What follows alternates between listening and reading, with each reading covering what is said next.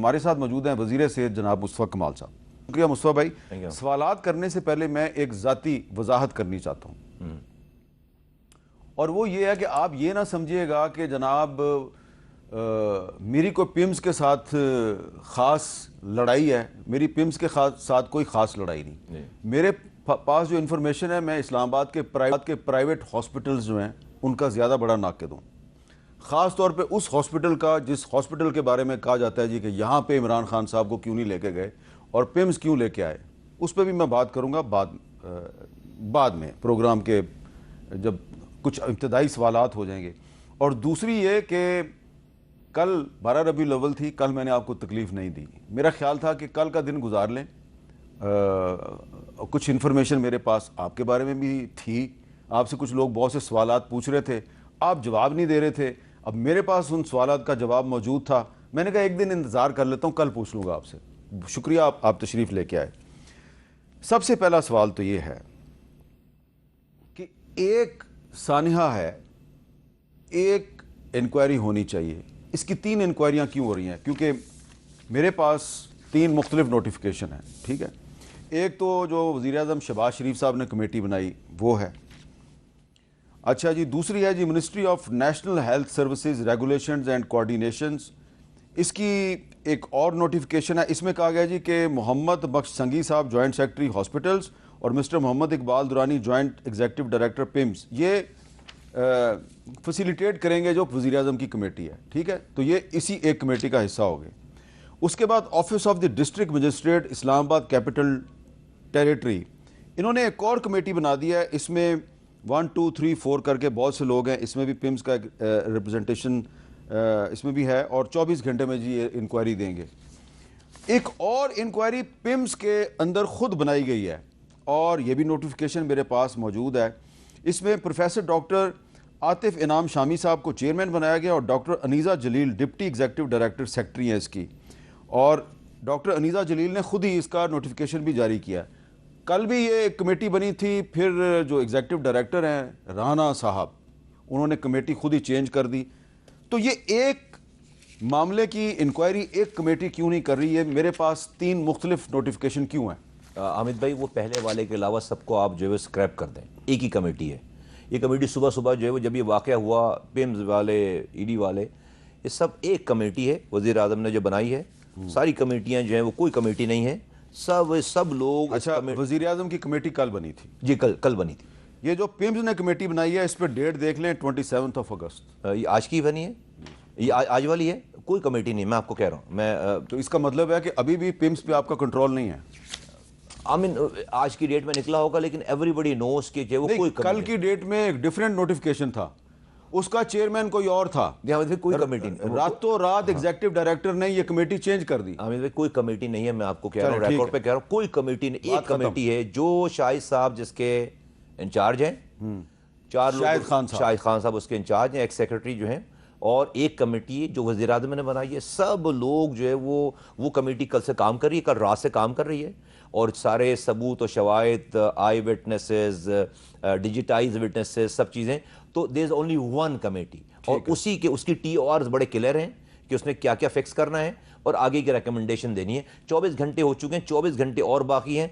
कल शाम तक, रात तक जो है वो उनको अपनी रिपोर्ट जमा कराएं। अच्छा, अब दूसरा सवाल मेरा ये है कि सेक्रेटरी हेल्थ जो है उनके खिलाफ तो कार्रवाई हो गई, तो जो वो तो चले ठीक है, कार्रवाई होगी, वो तो बराह रास्त रिस्पॉन्सिबल नहीं है पिम्स के मामलात के। बराह रास्त रिस्पॉन्सिबिलिटी है एग्जीक्यूटिव डायरेक्टर की, ED साहब की, जो 3 साल से हैं वहाँ पे। आप तो अभी आए हैं ना जी, 2 साल पहले जी। मुझे 14 महीने हुआ है। 14 महीने। तो ED साहब तो वहाँ 3 साल से बैठे हुए हैं, उनके खिलाफ क्यों नहीं कार्रवाई हुई? ये सवाल हर तरफ से उठ रहा है, और मुझे लगता है कि अब 24 घंटे मैं तो और इंतज़ार कर रहा हूँ कि अब ये सारा कुछ जो है दूध का दूध पानी का पानी हो जाएगा। और चूंकि एक 24 घंटे गुजर गए हैं, 48 घंटों में रिपोर्ट आनी है। इस कमेटी की रिपोर्ट जो होगी, जिसके ऊपर सबको ट्रस्ट है, वज़ीर आज़म ने इसको बनाई है सारी, मुझे लगता है कि जो उसके बाद हमने जो भी उसकी रिकमेंडेशन है उसके ऊपर मनोवन अमल करना है हर हाल में। अदरवाइज़ तो जो वो सारी एक्सरसाइज, सब चीज़ें बेकार हैं। एंड मुझे ये, मैं बार बार कह रहा हूँ कि कोई कसर नहीं छोड़ेंगे इस कमेटी की रिकमेंडेशन और उसकी जो है वो ऑर्डर्स को इम्प्लीमेंट करने में। अगर उसमें जो है वो ED साहब को जो है वो के ऊपर सारी ओनस है, तो जो है वो ईडी अगर आया तो नहीं सर, आना होगा ना। अगर आया और वो तमाम ये चीज़ें जाहिर होती हैं, चीज़ें होती हैं XYZ, चले मैं अभी ईडी नहीं करता हूँ, जिसके ऊपर भी आई ना उसको जो है वो नहीं, ईडी को क्यों नहीं कहते आप? क्योंकि मैं भी जानता हूँ, आप भी जानते हैं कि ईडी साहब बड़े पावरफुल आदमी हैं। नहीं हामिद भाई, इस देखें ये इन बच्चों की जानों से ज्यादा जो है ना वो कोई भी मोहतरम नहीं है। मैं अभी देखें ना, मैं आपके सामने जवाब दे रहा हूं ना बैठ के, तो कोई और तो नहीं बैठा हुआ यहाँ पे, तो मैं रह गया हूं जवाब सारे सबके सारे कामों के करतूतों के जवाब देने के लिए मैं रह गया हूं।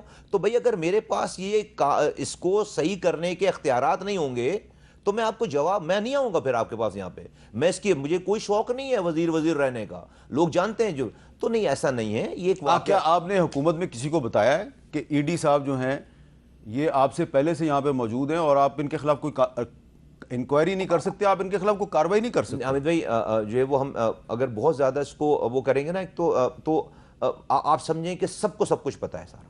अच्छा। जो लोगों, बल्कि वो मैंने क्या बताना, लोग मुझे जो है वो सब तो पता है, किसी की मालूमात में कोई, आप रेस्ट एश्योर के किसी की मालूमात में कोई कमी नहीं है। अच्छा, अब वो सवाल जो मैं पहले कल करना चाहता था, फिर मैंने कहा एक दिन रुक जाता हूं। क्या ये दुरुस्त है कि कल आपने वजीर आज़म साहब को अपना इस्तीफा पेश किया, उन्होंने आपका इस्तीफा कबूल करने से इनकार कर दिया? या आप मतलब आप मालूमात की बिना पर कह रहे हैं, या जो है वो मालूमात मेरे पास इतनी ज़्यादा है कि मुझे ये भी पता है कि इस्तीफा आपने हाथ से लिख के दिया है। पता नहीं क्यों हाथ से लिख के दिया है, हाथ से लिख के दिया ना आपने, और आपने टाइप करके नहीं दिया। और फिर शायद मैंने कहा वो एक स्पीकर कौमी असम्बली का फैसला है, एक कोर्ट का भी फैसला है कि इस्तीफा हाथ से लिखा होना चाहिए। मैंने कहा मुस्तफ़ा कमाल साहब ने इतना सोच समझ के फैसला किया है, तो मैं भी ज़रा रुक गया जब मुझे पता चला कि वज़ीर आज़म साहब जो हैं वो किसी भी कीमत पे इस्तीफ़ा कबूल करने के लिए तैयार नहीं है। तो मैंने कहा अगर कबूल ही नहीं हुआ तो मैं सवाल कैसे करूँगा, लेकिन आपने दिया तो है। तो आपको इतना ही मालूम है तो आप मुझसे क्यों पूछ रहे हैं? तो मुझे वज़ीर आज़म से पूछना चाहिए। तो जिसको जहाँ से आपने मालूमात हासिल की उनसे पूछे, मेरे पास का जवाब नहीं है। मैं किसी अच्छा, तो फिर मुझे आप ये बताएं, अब ज़रा आ जाते हैं टेक्निकल मामलात पर, ठीक है जी, क्योंकि ये तो आपको पता होना चाहिए। एक रिपोर्ट है जी पिम्स की इस कल के मामले पे, तो कल वाक़या हुआ अफसोसनाक। एक रिपोर्ट है कैपिटल डेवलपमेंट अथॉरिटी की, दोनों रिपोर्टें मेरे पास हैं जी, ठीक है जी। अब दोनों रिपोर्टों में कंट्राडिक्शन है। कंट्राडिक्शन क्या है ये मैं आपको बताता हूँ। सीडी और पिम्स अस्पताल की रिपोर्टों में जो कंट्राडिक्शन है वो ये है कि आग लगने का वक्त, पिम्स की रिपोर्ट में आग सुबह तकरीबन 6:38 पे लगी। सीडीए की रिपोर्ट कहती है कि फायर ब्रिगेड को कॉल 6:54 पर मौसूल हुई। आग लगने और सीडीए को कॉल करने के वक्त में तकरीबन 16 मिनट का फ़र्क है। एमरजेंसी एग्ज़िट के बारे में पिम्स की रिपोर्ट कहती है जी कि तमाम एमरजेंसी एग्ज़िट खुले थे और फ़ाल थे। सीडीए की रिपोर्ट कहती है कि एमरजेंसी एग्ज़िट्स बाहर से मुस्तकिल तौर पर बंद थे या रुकावट का शिकार पाए गए। सिक्योरिटी स्टाफ के किरदार के बारे में पिम्स की रिपोर्ट कहती है आग के फौरी बाद सिक्योरिटी स्टाफ ने रेस्क्यू का अमल शुरू कर दिया। सीडीए की रिपोर्ट कहती है कि सिक्योरिटी स्टाफ की जानब से फायर ब्रिगेड के इब्तदाई रिस्पॉन्स में रुकावट पैदा की गई। वेरी इंपॉर्टेंट कि पिम्स का जो सिक्योरिटी स्टाफ था उसने फायर ब्रिगेड के इब्तदाई रिस्पॉन्स में रुकावट पैदा की। फायर सेफ्टी इंतजाम, पिम्स की रिपोर्ट कहती है दस्तयाब फायर सेफ्टी आलात समेत तमाम 35 फायर एक्सटिंग्विशर्स इस्तेमाल किए गए। सीडीए की रिपोर्ट कहती है कि अस्पताल में फायर सेफ्टी और इंसानी जानें बचाने के इंतजाम मतलूबा मयार के मुताबिक नहीं थे। पिम्स की रिपोर्ट में और सीडीए की रिपोर्ट में इतना फ़र्क क्यों है? जी आमिद जी, आपका मैंने ये पढ़ा भी है, आपने इसको ट्वीट भी किया है इस वाले को मार्क करके, और वो मैंने उसको पढ़ा भी है। और मैंने इससे जो है वो इनसे फिर जब आपकी इत्तफाक से आप ही की इसके ऊपर मैंने ईडी पिम्स से, फिर जब मैं वहाँ भी गया था और जब मेरी मुलाकात हुई तो मैंने पूछा कि ये क्यों है, ये सीडी की रिपोर्ट में और इसमें फ़र्क है। मैं उनके मुताबिक अगेन 24 घंटों में ये सब चीज़ें जो है वो ये आपके सवाल जो है ना उसका हतमी जवाब तो आपको 24 घंटे के बाद मिल जाएगा, क्योंकि वहाँ पे सीडीए भी है और वहाँ पे पिम्स भी है और वहाँ पर जो है वो सबूत व शवाहिद भी हैं सारी चीज़ें। तो ये कमेटी 24 घंटे और में आज, लेकिन मैं आपको बता देता हूँ कि जो मेरे पास प्रिलिमिनरी जो मालूमात हैं सारी, आई थिंक वहाँ पर उस जगह पर जिस कमरे में आग लगी है ना, मैं तो अभी फिजिकली आने के बाद देखा उसे उस जगह को और उसके पूरे फ्लोर को, तो उस फ्लोर पे तकरीबन 80 और पेशेंट थे, दीवार से दीवार लगी हुई बराबर। और ये एक छोटा कमरा है और उसके साथ एक सामने कमरा है जिसमें 4 बच्चे और 3 माएँ थीं। एक ट्विंस थे जिनके 3 माएँ, तो 3 माएँ 4 में बिल्कुल बराबर के कमरे। और एक इसी चूंकि गायनी वार्ड तो 70 माएँ जो है ना और बच्चे और ख़वातीन उस फ्लोर पे और हैं, और बिल्कुल दीवार से दीवार लगी हुई है। तो अगर इस कमरे के अलावा इनके मुताबिक जो आप खुद बता रहे हैं कि 6 जो जिसमें लिखा हुआ भी कि 6:38 पे आग लगी है, अब ये कहते हैं कि जी 1 मिनट के बाद, 1.25 मिनट के बाद ये देखा जा रहा है कि पूरे कमरे में जो है आग लगी। अगेन 24 घंटे के बाद ये सारा कुछ वो हो जाएगा, जो लोग इसकी डीवीज देख रहे हैं और सीरीज देख रहे हैं उनको पता चल जाएगा, वो आ जाएगी सारी। तो ये कहते हैं कि हमने कोई 22 सिलेंडर, इनके पास स्प्रिंकलर नहीं लगे हुए। ये कहते हैं 84 की बिल्डिंग चूंकि बनी हुई है, तो इस स्ट्रक्चर में जो है वो 84 की नहीं, 83 की बिल्डिंग जापान ने इमदाद दी थी, उससे बनी थी। ओके, जायका तो 83 की बिल्डिंग बनी, तो उसमें स्प्रिंकलर्स जो है वो इंजीनियर्स कहते हैं कि नहीं लग सकते, तो इन्होंने फायर सिलेंडर्स रखे हुए।